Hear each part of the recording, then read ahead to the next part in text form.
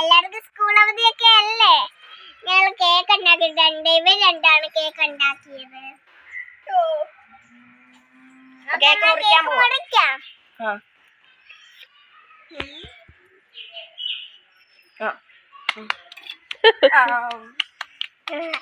ബാക്കി കേക്ക് ഞാൻ അതിലത്തെ വീട്ടിലേക്കൊക്കെ മുറിച്ചു കൊടുക്കാം. മറു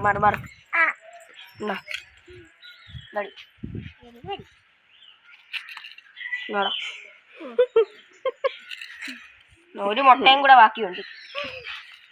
മുട്ട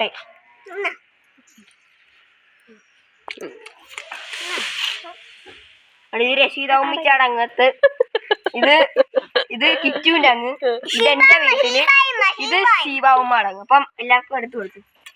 അപ്പൊ ഇന്നത്തെ വീഡിയോ ഇത്രയേ ഉള്ളൂ. സമയമായി. ടാറ്റാ.